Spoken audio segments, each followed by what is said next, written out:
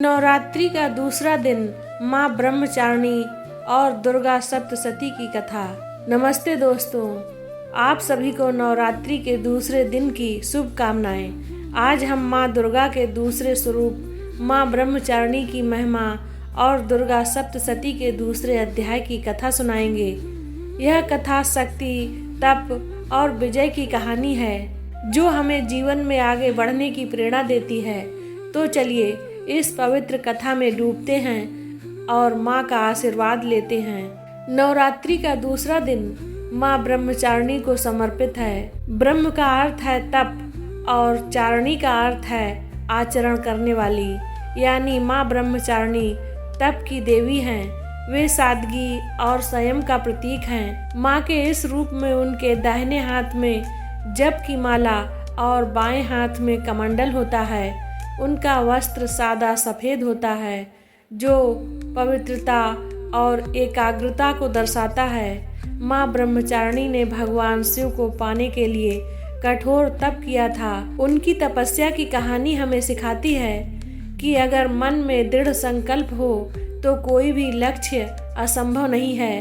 उनकी पूजा से स्वाधिष्ठान चक्र जागृत होता है जो हमें आत्मनियंत्रण, धैर्य और ज्ञान देता है।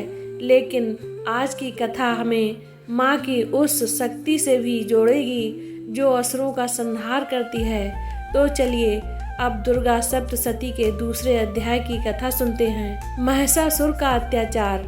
कथा शुरू होती है।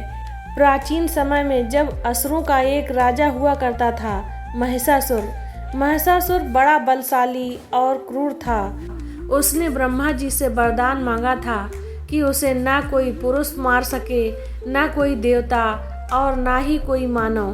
ब्रह्मा जी ने उसकी तपस्या से प्रसन्न होकर यह वरदान दे दिया। लेकिन वरदान पाते ही महिषासुर का अहंकार आसमान छूने लगा।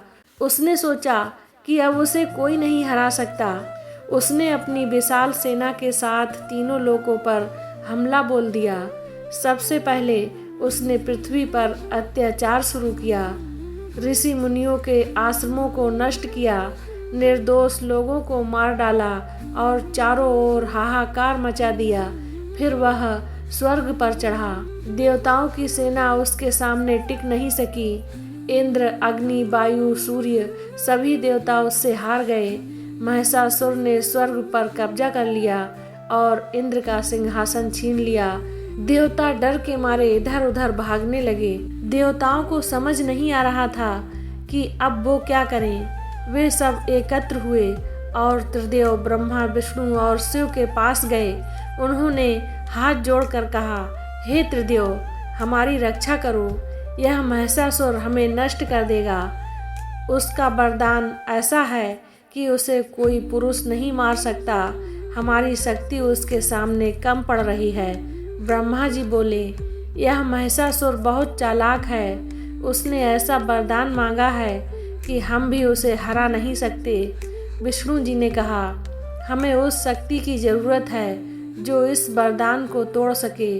और शिव जी ने गहरी सांस लेते हुए कहा, यह काम केवल महामाया ही कर सकती हैं। चलो हम सब मिलकर उनकी शरण में जाएं। माँ दुर्गा का प्राकट्य प्रारंभ हुआ। देवताओं ने एक साथ मिलकर अपनी सारी शक्ति और तेज को एकत्र किया। ब्रह्मा, विष्णु, शिव और सभी देवताओं के शरीर से एक दिव्य प्रकाश निकला। यह प्रकाश इतना तेज था कि सारा आकाश जगमगा उठा। उस प्रकाश से एक अलौकिक शक्ति प्रकट हुई। वह थी माँ दुर्गा। उनका रूप देखकर देवताओं के मन में आशा जगी। माँ का चेहरा शांत लेकिन तेजस्वी था। उनके कई हाथ थे और हर हाथ में एक शस्त्र चमक रहा था। उनकी आंखों में करुणा थी लेकिन साथ ही असुरों के लिए संहार का संकल्प भी।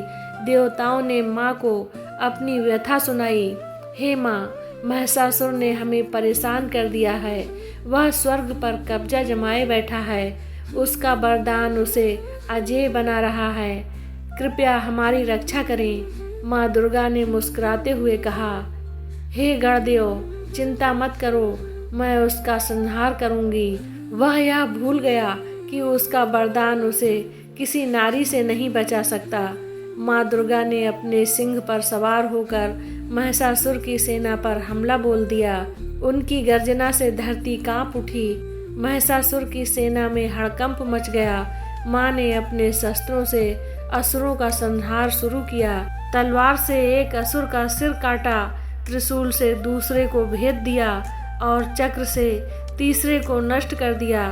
उनकी शक्ति के सामने कोई टिक नहीं सका। महिषासुर यह देखकर क्रोधित हो गया। वह गरजते हुए माँ के सामने आया और बोला, अरे नारी, तू कौन है जो मेरे सामने खड़ी है? क्या तुझे पता नहीं कि मैं अजेय हूँ? माँ ने शांत स्वर में कहा, महिषासुर, तेरा अहंकार ही तेरा अंत ले आएगा। मैं वही हूँ जो इस सृष्टि की रक्षा के लिए आई हूँ। तैयार हो जा। यह सुनकर महिषासुर ने माँ पर हमला कर दिया। उसने अपनी विशाल गदा उठाई और माँ की ओर दौड़ा। माँ ने अपने त्रिशूल से उसका वार रोका। दोनों के बीच भयंकर युद्ध शुरू हो गया। युद्ध इतना भीषण था कि पहाड़ हिलने लगे, समुद्र में तूफान उठने लगे और आकाश में बादल गरजने लगे। लेकिन यह युद्ध अभी खत्म नहीं हुआ था। माँ जानती थी कि महिषासुर को हराने के लिए अभी और शक्ति की जरूरत है। तो दोस्तों, यह कथा हमें बताती है कि जब अहंकार और अधर्म बढ़ता है तो माँ की शक्ति उसे नष्ट करने के लिए प्रकट होती है। महिषासुर हमारे अंदर की बुराइयों का प्रतीक है, जैसे क्रोध, लालच और अहंकार। माँ ब्रह्मचारिणी हमें तप और संयम से इन बुराइयों पर विजय पाने की शक्ति देती है। उनकी पूजा से हमारा मन एकाग्र होता है और हम अपने लक्ष्यों की ओर बढ़ते हैं। तो प्यारे मित्रों, इस नवरात्रि के दूसरे दिन माँ ब्रह्मचारिणी से प्रार्थना करें कि वे आपको धैर्य, संयम और ज्ञान दें। उनके आशीर्वाद से आप हर मुश्किल को पार कर सकते हैं। जय माता दी।